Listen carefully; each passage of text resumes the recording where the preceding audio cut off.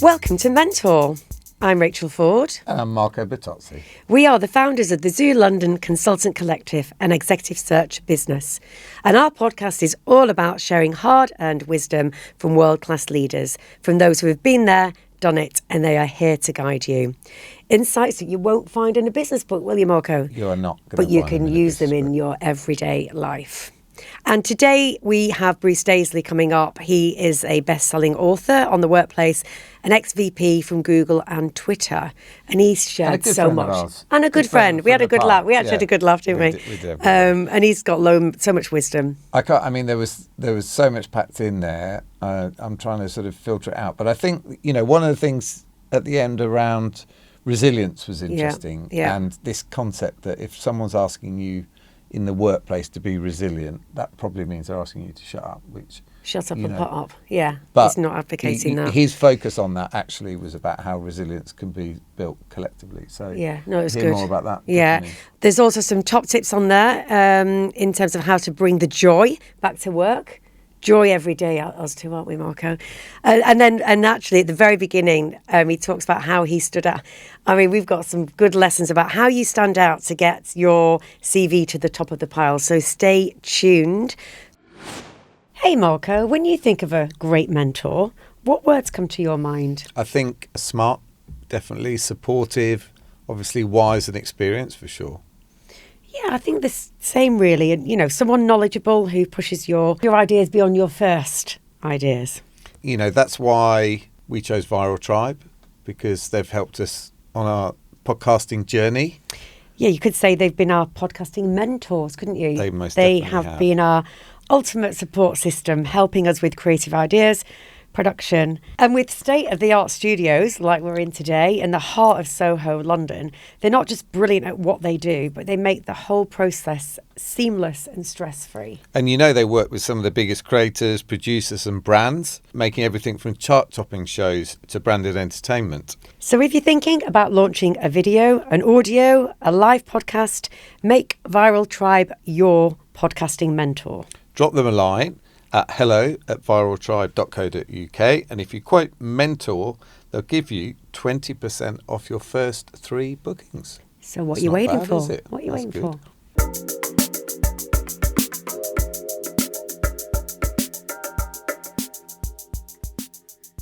Our guest today, Bruce Daisley, is one of the UK's most influential voices on fixing work and is recognised as one of the world's top 10 voices on the future of work by LinkedIn. Bruce is widely published in titles like The Washington Post, Harvard Business Review, Wall Street Journal and The Guardian. His latest book, Fortitude, was described by the Financial Times as the best business book of the year. Wow, 2022. Previously, he spent over a decade running Twitter. We'll come on to that later. And YouTube, and then latter at Google.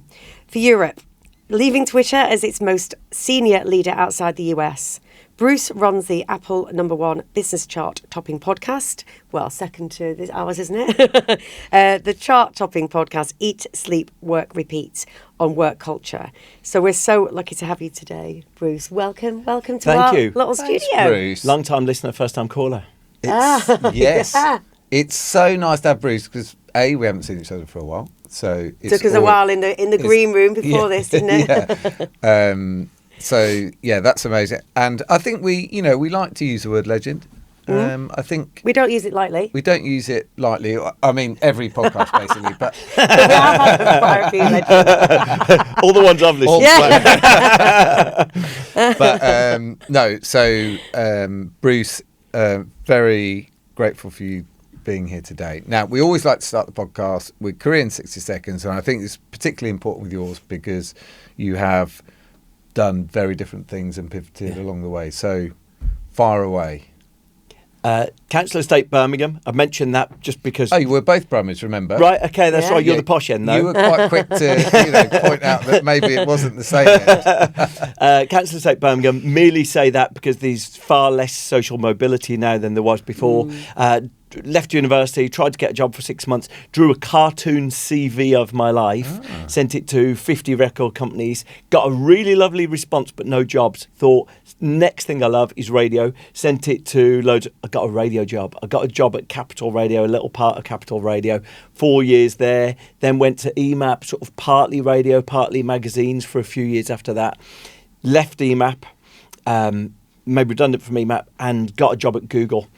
And I was like, I want to go in and have an impact. And can you have an impact at a place like Google? 4 years at Google. First week asked to work on YouTube. Eventually found myself working on YouTube. And you definitely did, because I remember I was working, exclusively in digital in those days, and I remember your arrival and how the tone of presentation shifted and became, so much more engaging than the sort of machine. Yeah. And I guess in sort of recognition of that, Twitter approached me, said, we're going to open an office in London. Would you like to come and run Twitter in London? Just because they'd seen me at an IAB presentation.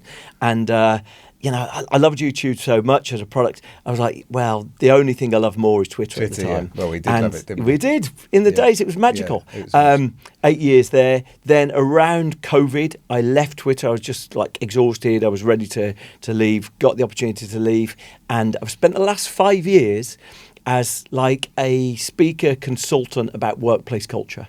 And so I've been thrilled to work with companies like Sainsbury's, Marks and Spencer's, TikTok, Microsoft, and just on how to, that eternal question, how to make your teams better, how to create a better work dynamic. Yeah.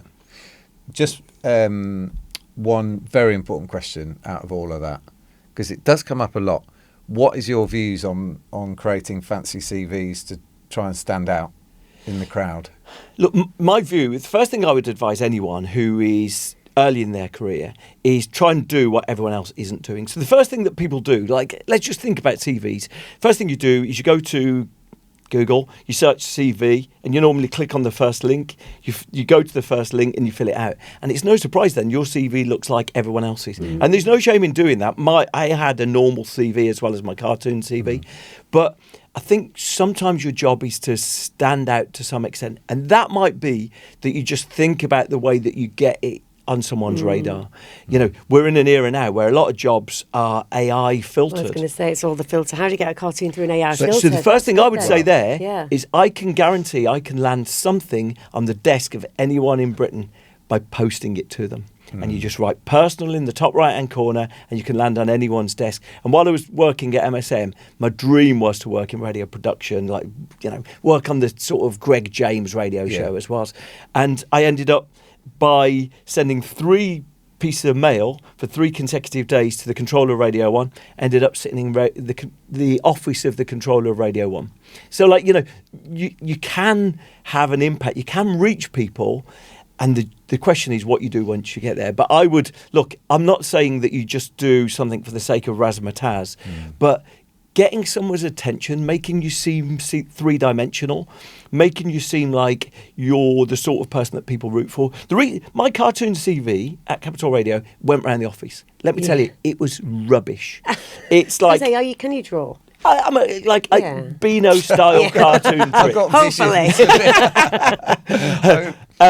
But Beano-style cartoon strip I can draw. And it's okay, but, I couldn't draw on demand. If you asked me to draw a dog or a cat, I couldn't draw that. But it landed. It wasn't very good. It was excessively long for the amount of experience I had, but it went round the office. And everyone used to say, apparently my interview, I got interviewed by a couple of people I still know, and they said, I tell you were really bad at the interview, but we had 3 jobs, and everyone kept saying, we are employing the cartoon boy, aren't we?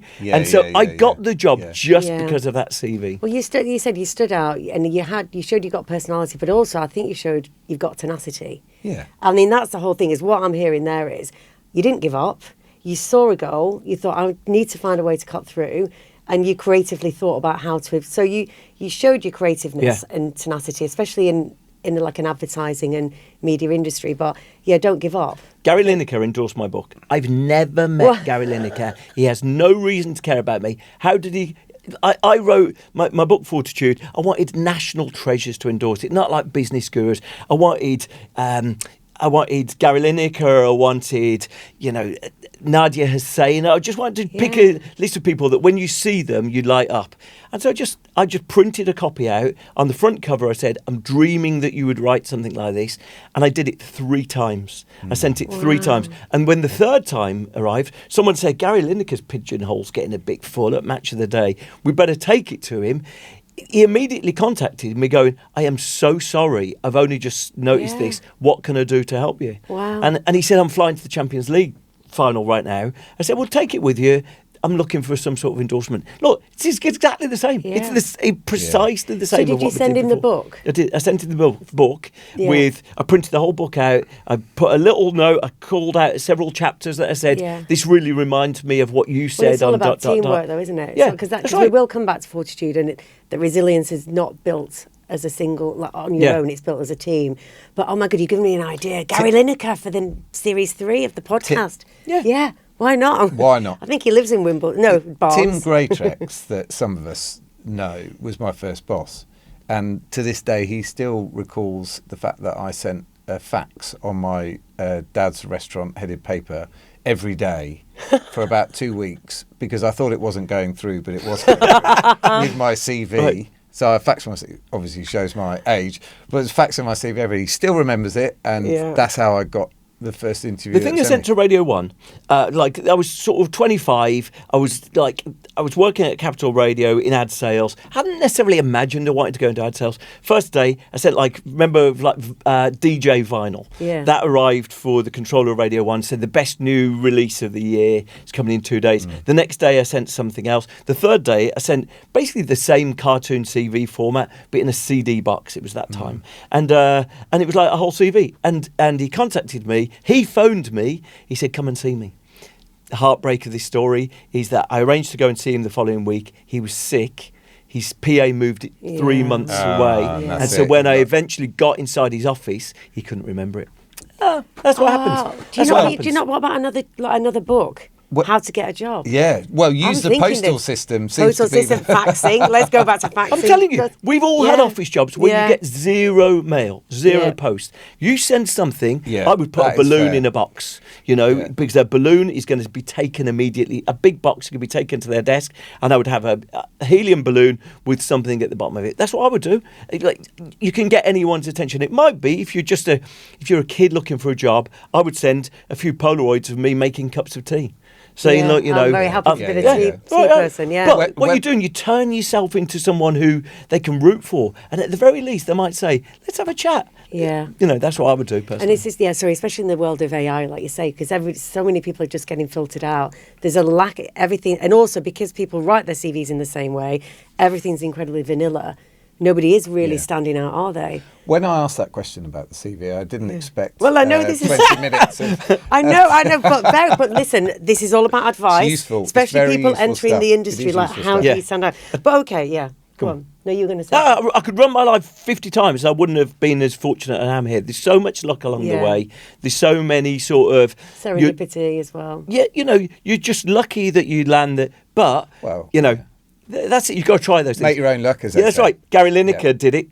Jurgen Klopp never replied to me. I sent 3 to him. Idris Elba never replied to me. I hand-delivered a copy to Idris Elba's wine bar that was opening that night. I said, Idris has asked me to that you hand this to him the moment he arrives. They said, OK, I'll put it over here. Well, this is it. You didn't give it. This is it. Out of every success, there's 10 failures. We've got a strategy day coming up. We'll have to. We'll have to think about how we're going to cut through. But then to bring it back to some of your career. So obviously, like from traditional, more classic media companies like EMAP, and there's so much talent came through that company, didn't they? But obviously, then you went to Google. You absolutely found your home in YouTube. I can imagine you're definitely more a video than a search person. But then going through to Twitter, obviously quite different environments and different ways of managing teams and performance.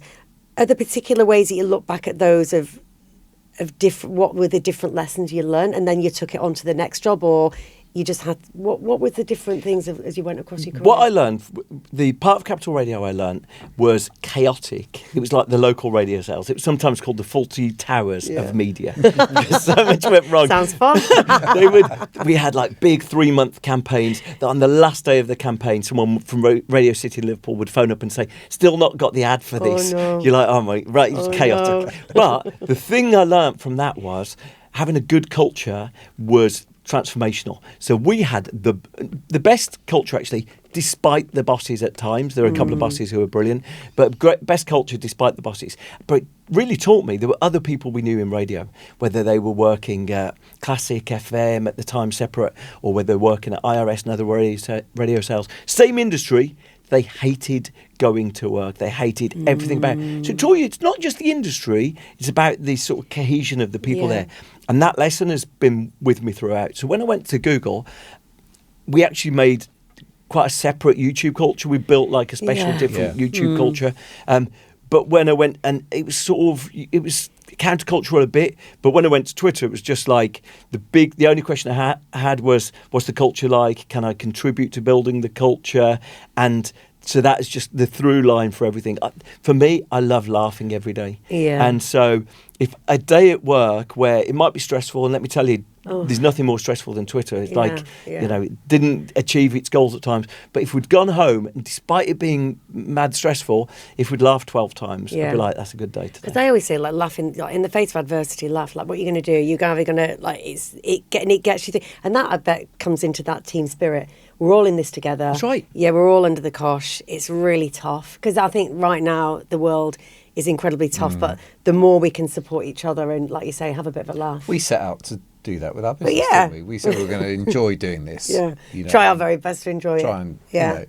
And, and I guess you grew with confidence as you progressed and got more, like, it sounds like cultures are clearly as it has been, for your current profession, but you obviously, as you got to somewhere like Twitter, you were probably like, the culture is the thing that is going to get me to come here, whether I build it or it exists or whatever, but that's a sort of non-negotiable for you in some way. Yeah, by the time I got to Twitter, I'll be honest with you, I presumed every year I was going to get fired. Yeah. And for a couple of reasons. Look, by the time I'd reached my third year there, every single person, other than one senior boss who'd worked with us, had been fired. The guy who ran US had been fired. The guy who ran Japan had been fired. Everyone had been fired. And so you work on the basis, I'm going to be fired. Yeah. Okay, so I can't take it personally. But then what forms your opinion is like, if I'm going to get fired, I want to make sure I'm fired being proud that I did the right thing. Yeah. So the best thing I did there, when we first started, chaotic, crazy, very demanding, my philosophy was these people are trying their best, and if they get into trouble, I want them to know I've got their back. And actually that's the sort of, people often talk about psychological safety. It's just the idea that someone's got your back. And so we had a philosophy, blame Bruce. If you get in trouble for anything, blame Bruce. And it saves them so much time every day that, the marketing stuff we did was dazzling. A couple of people who did it for us, they did the best work of their lives. Yeah. Because I think they knew, well, this is pushing the brand guidelines, within the brand guidelines, but it's really eye-catching, it's really fun, it's really memorable. And they knew that if anything went wrong, they had someone they could blame for it. And it just, that sense of feeling enabled to do your best work meant that I had nothing to do with that work. But the environment enabled people to sort of do their best in it. But that's a bit like you're giving them permission, aren't you, to, like you say, to push those boundaries. And almost it's a bit like when you talk about like failure and you learn through your failures. You're almost like saying, look, I'm going to give you permission to push that. And if it fails, then you can blame me. Therefore, you just, psychological safety. I thought I was going to be fired anyway. So it was like, well, I'd rather go down. What's the worst that can happen? This sort of, and we'll come on to where this sort of progresses to, but I mean, it triggers me a bit because at Spotify, I think I was always they always blamed Marco. Anyway. Very focused on the team. Well, rightly so. But I pushed back a lot on my US boss at the time because, they were coming up with stuff that didn't make any sense. And so you do a lot of pushing back, and that's to your point, isn't it? About you're going to get fired at some point because Americans don't like being pushed back on that much. But there is a fine line, isn't there? I'm trying to think about advice I'd give someone with hindsight is that balance of you can't die on every hill, and you've got to pick your battles a bit, haven't you? Because otherwise you will get fired really quickly. And how did you cope with that sort of? So, for example, I'll give you one issue, like social media. Everyone perceives social media as being prickly, a bit of a cesspool, a cesspit. It's like it's got a lot of toxicity to it. And we used to see that in the UK way before anywhere else. Right. So football fans are a bit more adversarial in England and Scotland. Politics was especially around the India referendum onwards in Scotland, it was more toxic. And so we were seeing, threats to MPs, we were seeing horrible stuff to MPs. And my view was, I'm advocating for Twitter users. I'm not just going to toe the company line. I had a bit of a ding-dong with someone who works at a major social media company last week because these people just turn up, say the company line, and don't seem to care about the people who use their product. So my view was, I'm going to advocate for this. Someone came up to me when I'd been at Twitter for about year and a half, 2 years. He said, I just wanted to come over and shake your hand. And I said, why? He said, I sit next to the chief exec, a guy called Dick Costello at the time. He said, and the amount of times I've heard him go, fucking Bruce Daisley. I wanted to come and meet fucking Bruce Daisley. I was like, okay, well, I'm still here. But that was my philosophy on it. It reached a point, though, exactly to your point, reached a point about 4 years in, the culture had been cracking. Absolutely the best work was coming out of London office, famous culture. Then we did a round of job cuts. And what you find there is that we did 2 rounds of job cuts in 12 months. And the culture was rock bottom. To keep it going. And the US was making bad decisions. And my response to that was, I started my own podcast on workplace culture at that time. Yes. And so that was my act of subversion. I wouldn't say anything, but each week I would contact someone who had done research into something that the company was doing at the moment. And I was allowed to do podcasts. I'd check that with someone. There was a few engineers that did podcasts. And I did it entirely in my evenings and my weekends, so there was no way that anyone could say. And it was like my act of pushback without overtly pushing back. So, yeah, I hear you. It's a challenging thing. You can't just be the antagonist. No. Yeah, and actually social media has always been, has always been the bane of my life. Because I've always been very, as you know, when Twitter was... whatever company I've worked at, I've always been vocal about other businesses, our own business, and there's lots of people who don't like that. And I think in terms of within your company, that get a bit uncomfortable about you being too vocal. And so I think moderating, I think it's important to have a voice, but you do need to moderate it if you want to. Yeah. Are you asked what you think about X now? I mean, it must break your heart a bit, doesn't it? Funnily, I don't see any emotional attachment. I don't feel like, we, the team I worked on, took it here. But it's horrible. In fact, I've done an interview that will go out around the same time as this with Sky, because they've just done some research. And my mentions, by the time that this comes out, will be horrible. It's an interview because I've done something very specifically about.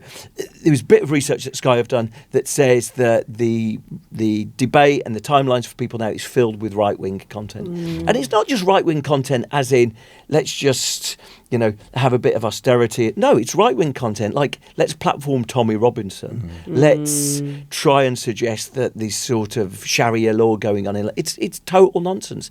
And I think what that guy has done is firstly, it's a waste of a good platform because it makes people feel that social media is innately bad.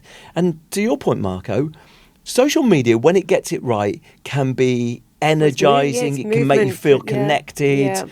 And actually, you only need to make 2 or 3 tweaks to get it back to that place of connection rather than of antagonism, really. Yeah, but it's all the algorithms, isn't it? And because there's echo chambers and people just... But the point I used to make to my bosses in the US is this a place where you can turn up and call a stranger the C word? And I don't think you should. No. Really simple. No. Because I tell you what, you try that on TikTok, you get banned pretty quickly. Yeah. This is not preventing anyone's free speech, but it is saying, we're going to have some rules here. In the same way you can't walk into Wetherspoons, go over to someone, call them names. You shouldn't be able to do it on social media. Yeah. And look, the interesting thing about trolls is that they normally don't perceive themselves as the troll. So, for example, when Boris Johnson was Prime Minister, a lot of people believed they were entitled to swear at him. And they wouldn't see themselves as the troll. They'd say, well, that's my free speech. I do think he's that. But you tell them the first time, yeah, you're not going to be able to do that. They feel a bit annoyed, but they don't do it again. And generally people don't reach three strikes against them because they realise, I need to moderate my behaviour. Reminding. Yeah, 100%. And do you think for you personally, when you left Twitter, well, it's just turned to X, was it you just thought, this is just too far away from my own, my own values, and actually the joy, and we'll come on to that, the joy of work and the book you wrote about that. But did you lose some of the joy personally? Was that a pivotal time in your career? Yeah, I never got to the Elon Musk era. Yeah, so I left before that. You did, actually. But what happened was I'd been doing a international global job for about 5 years. Marco knows this well. You're on a plane. I've got to say, I do remember when you were on a plane, I went, you're the tallest man I know, like you and Dara, in economy, fine for Dara, not so fine for a very tall man. Sorry, Dara. No, sorry, Dara. Well, you know what I mean, Dara. Yeah, but when you're on a plane all the time, and so, really difficult to actually stay in touch with your friends, because mates would say to you, do you fancy a drink next week? I'm in the US next week. The following week I'm in Italy. The next week I am here, but I've got a client dinner on Wednesday and Thursday. And so mates used to say to me, should we just leave it? And what they meant was, should we just leave this friendship? If you're that checked out with this. And I had one mate who said, if you can't be bothered, I can't be bothered. It's like, honestly, truly, it's not that. And I used to carry, for the last year, I was there, last year and a half, used to carry this little notebook around with how many days left before I resigned. Because I was just like, man, I can't keep doing this. But you teach yourself, if I do another 6 months, if I do another, I didn't own any property at the time, so it was like, if I do another 6 months, I get a deposit on her. And, so you just get a bit trapped in a way, don't you? My travel went right into COVID, so I was doing what you're describing for well over a decade. Then COVID hit. It wasn't, to your point, you get brainwashed by the whole thing, because it wasn't until you had to stop, like admittedly an extreme stop, but a stop, that you go, God, how much time was I away? When you actually spend a full month with your kid, with your family, whatever, it's such a realisation of how much time you were travelling. And you get into that, you get on that wheel, don't you? It's hard to get off. Yeah, no doubt. I've also got something definitely broken in me. When I was a kid, one of my parents was quite sick. And so what that formed in me was this. My mum ended up doing 4 or 5 jobs. And so what formed in me is this horrible belief that if I work harder, I can fix problems. And so I'd be on those planes and I would take a stack of stuff I needed to read. I would work. The people who do those jobs well, they turn up, they get a box set on, they get themselves a drink, and they chill. And you watch them going, shout out to those people. And they often add a day on either side. They add a day. They play golf. Whereas I would turn up with a pile of stuff. I would clear my inbox. I would, and it was just, I don't think you can do it in that way and sustain it. No. So I reached the point where I was like, man, I've got to get out of this. And so it was. So the joy of work was that was a kind of, obviously it was bubbling, it was coming natural to you. Did you sort of trip over it, or was it like, right, I'm going to I started a podcast probably about 8 years ago, and it was big time that podcasts were just starting. Yeah. And so I got Apple to promote it, and the week I got Apple to promote it, it became number 1 business podcast, like number 8 on the main charts. And so Penguin approached me, said, would you turn this into a book? No plan to turn it into a book. But immediately I thought, I don't want to work at Facebook. I don't want to go back to Google. So there's no obvious next jobs for me. And I was like, well, if I get a book out, books are sort of quite a good positioning thing for you. If I get a book out, then so I'll do that. So I spent, again, very careful that no one could say I was doing it in work time, as I used to spend every Tuesday night, every Saturday morning writing, and I published that book. So the book came out while I was still at Twitter. It sort of gave me a jumping off point. You did a bit of a tour. I mean, I remember you doing a bit of a tour when you were still at Twitter, because you came into Spotify when I was there and you did a presentation. That. Took a week off, did all of that. Did you not get shit for that from the company? Did they not go, hold on a minute? So I observed what other people were doing inside the company. So I took time off to do that book tour. Right. if anyone is interested, I've written like a little PDF of everything I learned about writing a book. Because a lot of people think, I'll write a book, it'll help me. And these little things I did. First thing, if you could open the Sunday Times at the weekend, you can see how many copies books sell to get in the charts. Right. So I saw, to get in the business charts or the hardback bestsellers, you need to sell 1,500 copies. Yeah. It's big, but it's not that big. Yeah. 1,500 copies. I was like, okay, that's what I'm going to do. I'm going to drive 1,500 sales. And so if Spotify contacted me, I'd say, I'll come for free, tell me when, but you got to buy 60 copies. Yeah. Right, Yeah, 60 on my That's list. right. Yeah. Brilliant. And basically you just tick it off. And I treated it like another bit of work. Yeah. And so I got to the end of the period and I'd sold 3,500 copies for release week. So it becomes a brilliant. Sunday Times bestseller. This is a masterclass, isn't Honestly. it? Yeah. We'll put it. Is that a link we can put somewhere? Yeah. I'll give it to send you it to us the up show and we'll notes. put it in. And you, as you were writing that book, anything surprised you about the joy of what? Like you, obviously, you've very strongly culture led, laugh every day. But as you researched it, did anything bubble up that surprised you? What a lot of it is stringing stuff together. So like you're like, oh yeah, I've seen that go wrong in real life. I watched that go wrong. That's why that doesn't work. And quite often, the people who become managers become critical parents. They become they either mimic their own parents' style or they mimic how they parent themselves because they believe they could do it better themselves. And that criticism, it's understandable, but it just creates really bad environments. Or I worked somewhere really badly it was going, and someone said, "Don't be seen laughing right now." And so, look, I can understand it because he thought our boss was one of those people that when things were going badly, he'd summon you in. We're going to have our 9 o'clock meeting at 7 a.m. on Monday, controlling behaviour. Oh. So we all have to chaos as everyone puts the maddest childcare in place to try and get into the office for 7 a.m. It's all control, isn't All it? control. All control. And you're just like, that's not how you actually That would motivate. piss me off so Yeah, of course badly. it would. Yeah. Of course it would. And so you've got people struggling in, and there's a couple of them who arrive at 7:03 and the meeting room's locked. Oh my God. It's like chaos, Oh my control. God. This is not the way how to make people feel like we're all in it together. Yeah. If the secret of great teams is we're all in it together, we're part of something together, doing that is not the answer. Oh God, I'm glad I can't even imagine. I'll name names. That must have been. Yeah, we won't. That must have been a hard one to make because that would be a classic example where I wouldn't be able to keep my mouth shut, and I'd be like, well, that's just that's psychotic, tough. almost psychotic. Yeah. But I think, I suppose, like that's very clear that that's not the way That's to a run. no. That's a no. But also, have you seen some mistakes that leaders have made when they have tried to create positive culture? I remember that when we were at Publicis or at Zenith, we'd say, look, what day are we going to do forced fun?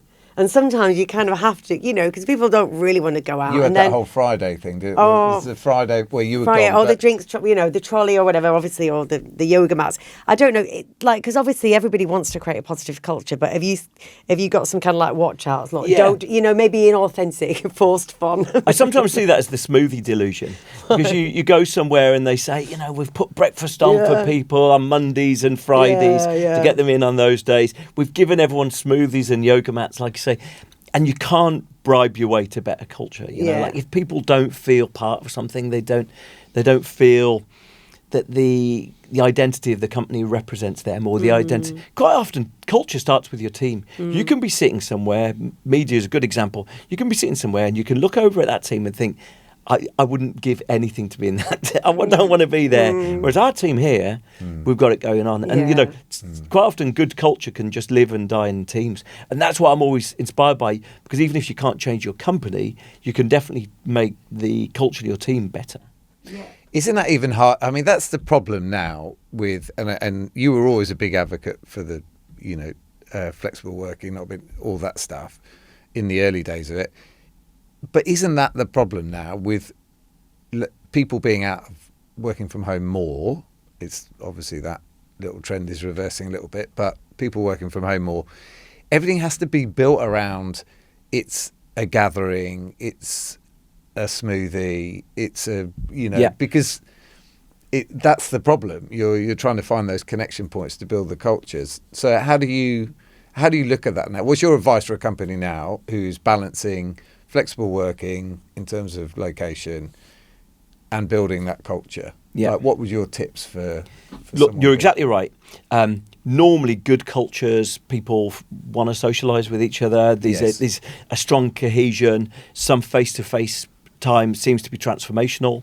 I think face-to-face time generally scales with company size. So if you've got, I bet you guys see each other once a week or whatever, and maybe more twice a week. Yeah. Okay, but a lot of small businesses, they see each other once a week, and actually that sort of tops their bucket up, and they've got enough connection from that. Whereas other businesses that there's 1,000 people, 3 days is more likely because there's just so many people to stay connected with. Yeah. But the idea that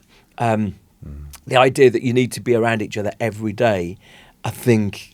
Feels like that's gone, actually. It's gone. Like, I think there's evidence to say Yeah. it's not building culture in the way. Yeah, I saw a brilliant thing, which is Shonda Rhimes is like the Charles Dickens of American dramatic TV. Bridgerton, had to get away, murder scandal, and she did this brilliant commencement speech where she said, "Every time you see me succeeding, you might see me on the set of Grey's Anatomy saying goodbye to Sandra Oh, or on stage at the Emmys collecting an award. Every time you see me succeeding, I'm failing somewhere you can't see." And that's true. She said, I missed my daughter's soccer final. I wasn't at my mum's birthday because it was that.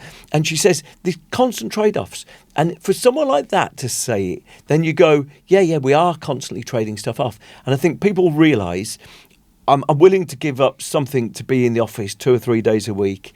But the idea that I have to be in 5 days a week to prove that I want it, I just don't think is a reasonable trade-off. You know, I can be good at my job, but still work from home on Monday. I don't necessarily have to trade those things off. And I think that's what COVID taught us. It was like, it's not a loyalty test that people need to go through or sort of deserve to be pushed through. Just because you're there at Monday morning at 7 a.m. doesn't mean you care more than someone who's... I think that was all the like presenteeism is, but actually you could come and sit behind your desk 5 days and look productive. Yeah. Nailing the Daily Mail website. This is it, like, playing whatever, some solitaire on the screen. But actually that's what COVID taught us, that actually productivity went through the roof when everybody actually didn't have the distractions. But you need the distractions because you need those connections, you need that serendipity, you need those making coffee moments where it's a conversation that you might not necessarily have within your team. But it's interesting when you talk about that, the trade-offs, because when people talk about the work-life balance, it really is a constant juggle. And when you say yes to something, you're saying no to something else. Right. And I think as long as you then are, like, you can reconcile that in your own head, that it's very difficult to have it all. Life is a bit of a series of compromises, but you just need to make sure what you absolute have to do versus being a bit more flexible around That's right. it. And there's nothing more dispiriting. If you live in... I'm obsessed with the price of trains from everywhere. Yes. Croydon, return to London is 15 quid. So most people now are the younger workers in offices don't live in Zone 2 anymore. No. They don't live in like your first flat that you had in Kensington or Kentish Town, Camden. They don't live... They live way out of town now. 15 quid to get into town now. And so if you spend 15 quid coming into town and all you do is sit on Zoom calls all day... Well, exactly. It's fair enough that person might say, I'm not sure that was worth that. Yeah. Because actually they're 30 quid in the hole once you're doing a sandwich, once money's disappeared in boots. Like you're 30 quid in the hole. You know, that's before you've gone to the pub. And so as a result, you can understand why people think, if all I'm going to do is sit on back-to-back Teams calls all day, I don't think I need to be in the office 5 days a week. And I think that's true because also we'll come back to maybe the fortitude and building resilience as a team. If you're in a team and half your teammates are dialing in and you're sat in the office, you go, well, what was the point me coming in? Then the resent keeps, well, why can they work from home but I'm here? And so it's having more of a purpose, isn't it, around the office. So we, like when I was a CEO, we used to do team days. So on that day, there was so all Zoom calls were taken out of the diary. We had smoothies and yoga mats, and then the drinks trolley came out for. No, but it's having a purpose and knowing that you are all in this together and you're going to turn up together. But the problem is, as soon as one person doesn't dial in, you just think, well, why am I bothering? Yeah. Why am I bothering? And there is that, which is, we can see why some officers have just said, look, we're going to enforce it because we need the majority in. But, you're never going to get 100% of the people, are you? But you just need, it's like the detractors of those, you need as more people as in the positive bit, but you're always going to get some detractors, and they're always going to wing it. They might be there, they might not do any work. So you've got to kind of balance it, I suppose. There's no simple answer to it. No. Beware simple answers to complicated problems. But moving in the direction where the teams understand why the days they're in the office they're in the office, that there seems to be an uplift of benefit to them. There's a bit of fear of missing out. That people say, actually, brilliant day on Wednesday. There was, whether it was food laid on, or there was something happened, or we had a bake sale where people brought stuff in, or we just had a brilliant meeting where everyone got involved. We weren't live streaming it.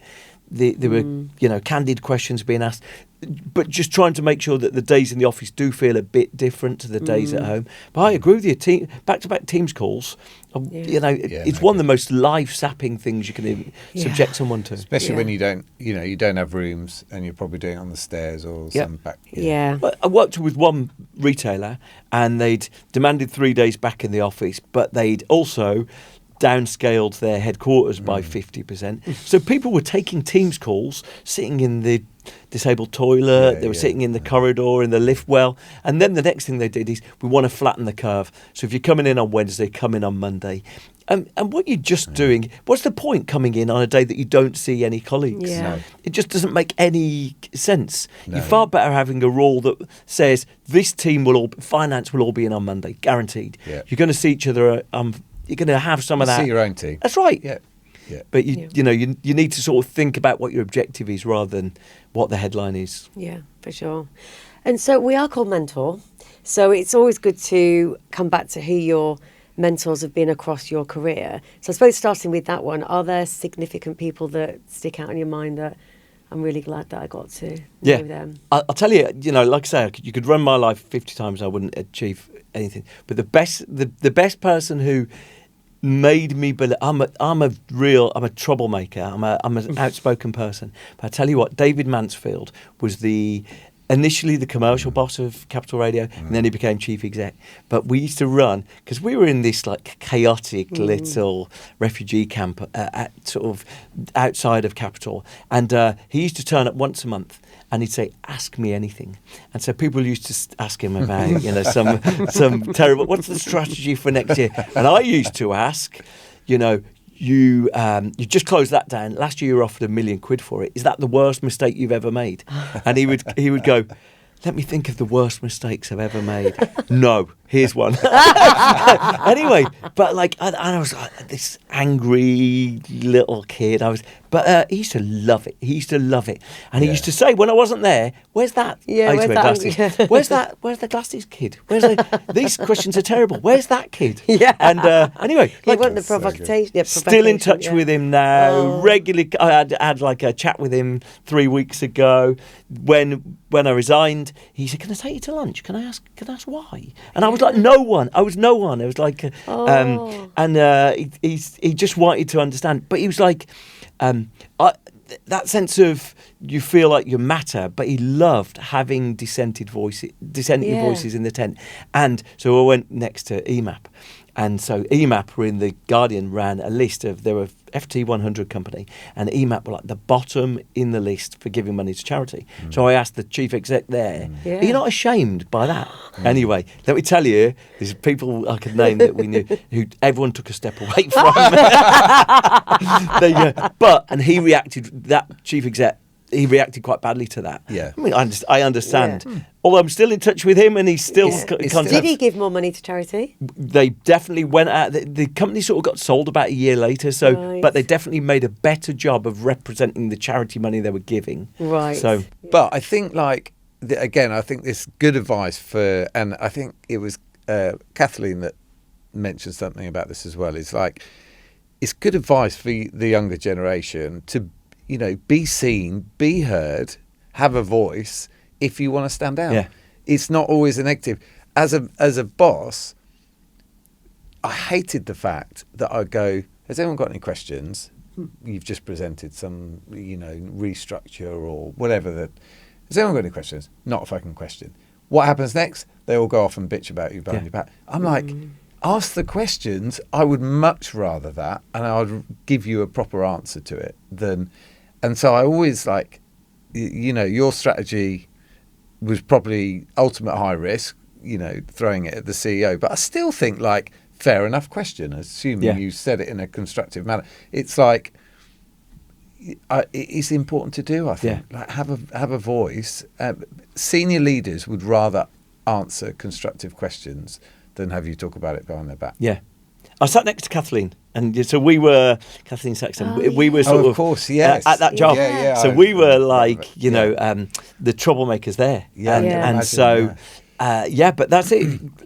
And I guess what I was seeing before anyone gave it jargony sort of psychological safety. But what I was showing was that if you can ask difficult questions, I want to work here. Yes. And so it became a really big tell for me. I want to work somewhere where someone can ask a question like that and it not be career limiting for them. It not be something where it's, we've got to get them out. And I loved that environment. Did you find American culture to be more like that than UK culture?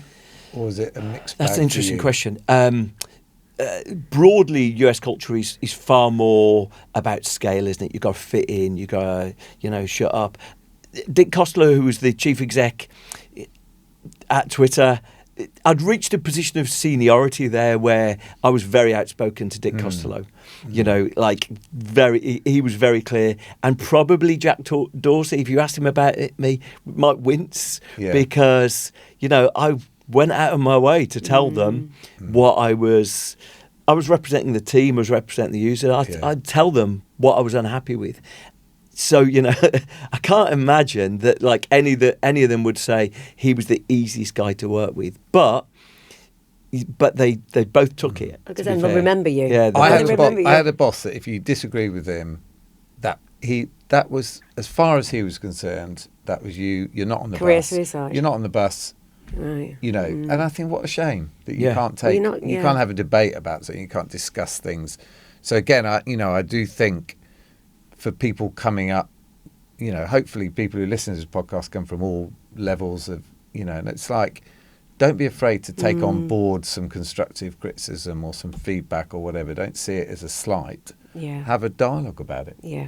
Yeah, that's it. And look, it's easier said than done, right? A lot of the people who are still at X at Twitter, they're broadly hostages or mercenaries. The job market has been so terrible that a lot of them you can't just say I don't like this guy anymore. I want to leave because we've all got rent to pay and bills to pay. Yeah. So it's sometimes easier said than done. I recognise circumstances play a part, 100%. But that boss who's basically marking you down, thinking you're going to get, I don't want to work for people like that. And if you've got the privilege of being able to choose, then for me that's as big a tell from them as it is vice versa. I think we are going to be running out of time soon, and I did want to bring it back to resilience because bloody hell, we all need it right now. And your book, Fortitude, challenges that resilience is something that we build alone. And also, we're a very practical, advice-driven podcast.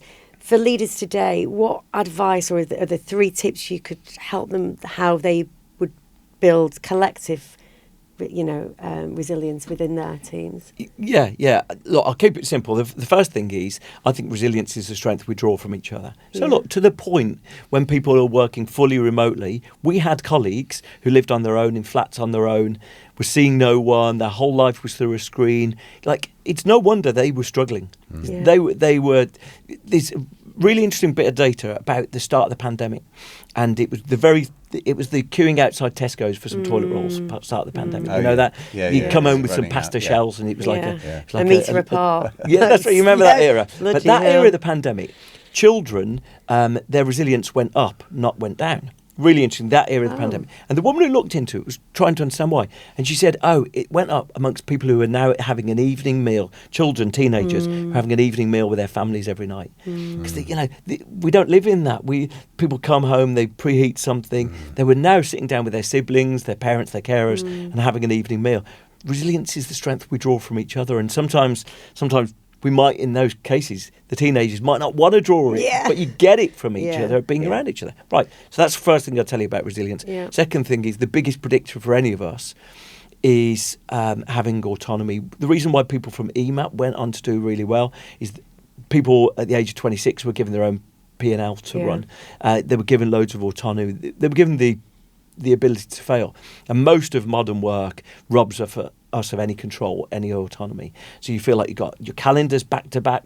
You don't decide it. A meeting's just gone in. When am I meant to do this meeting? Yeah. Your inbox is full of requests. Clients are being incredibly demanding, and it produces that breathlessness in it. So, gifting any degree of autonomy to people normally makes them feel like they've got a bit of agency over their lives. They can get things done. If I was going to summarise it, they're the sort of the big couple of things, really. No, that's good advice. And why did you? So, just going back to the start on that, why did you? What inspired you to write that? Like, where did that sort of I'd done one from? book about work, and then I was leaving Twitter about that stage. I was like, I am going to write another book. Books are sort of an interesting thing. It's a calling card. It's an invitation to connect. But they don't. You're much more likely. You'll get way more views on some of your content online than you will readers for a book. So it's interesting how we see a hierarchy of things being better or worse. I think what you're doing is way more impactful, for example, than a book. But I wanted to write a book on it. I was really intrigued about the idea of resilience, because a lot of people feel you're often told to be resilient, and it's like this unsympathetic request. It's like, loads of bad stuff. I'll give you a good example. A friend of mine, her mum was unwell. She was really struggling financially, and her boss sent her on a resilience course.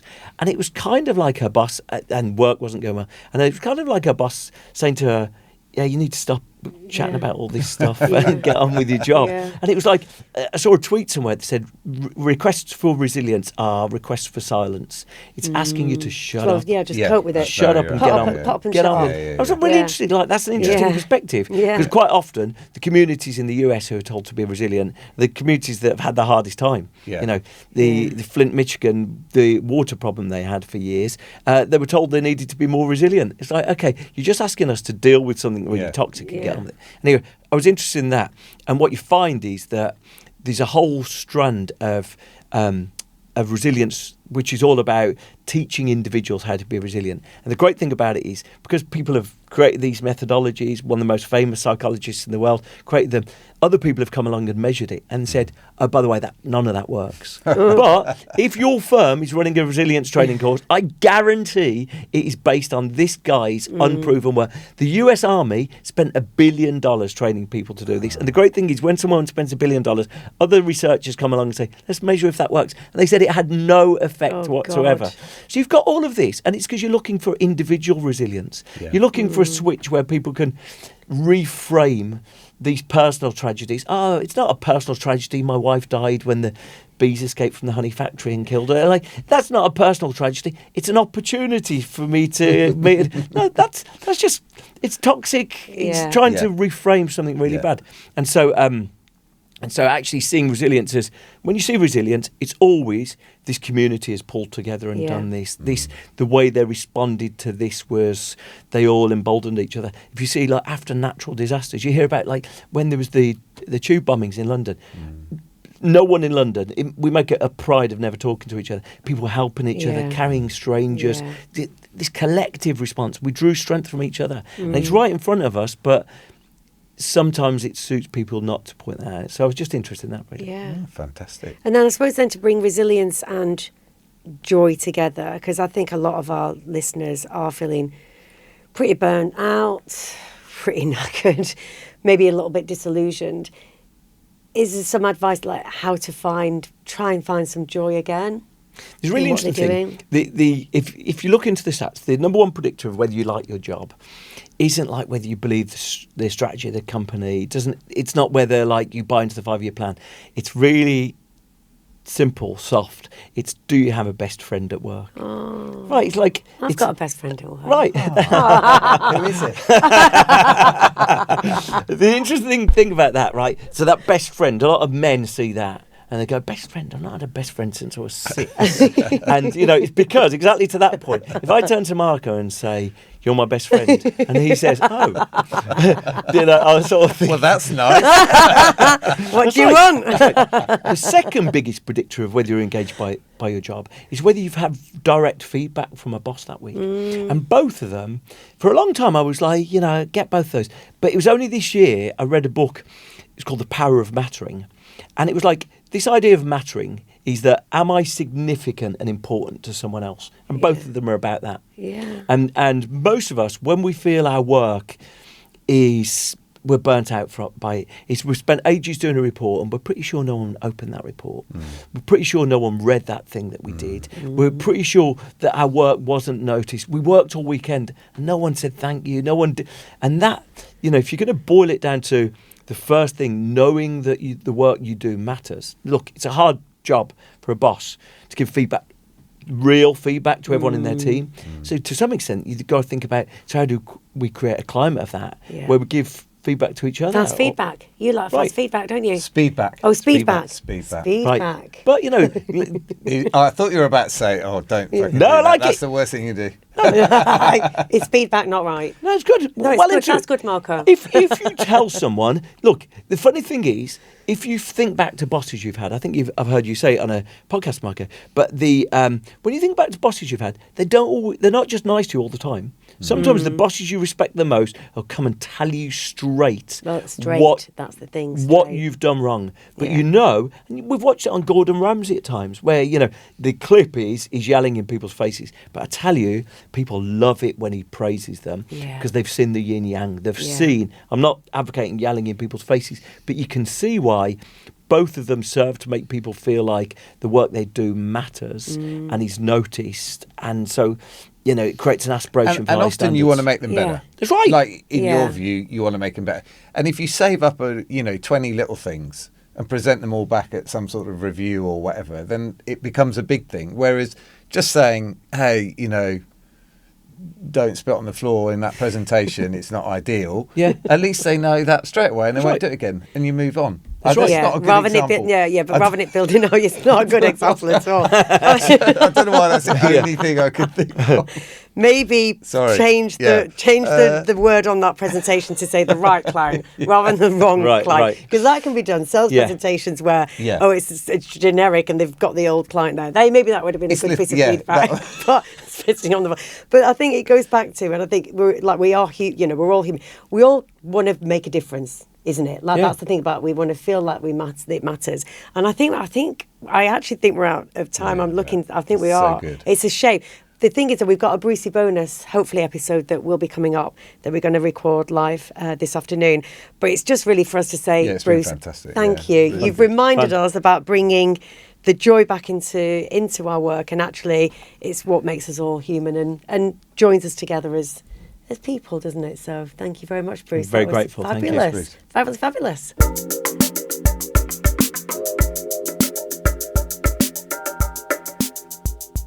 So that's all we've got time for. Oh, no. That was a good. Yeah, it was a good one. It was a good chat. Yeah, it was a good one. Please make sure we're really getting into the commercial side of things now. Please make sure to subscribe. Yes. Like. Share. I don't know how many other things there are. Yeah, if you enjoy this conversation, share it with someone else navigating their own leadership path.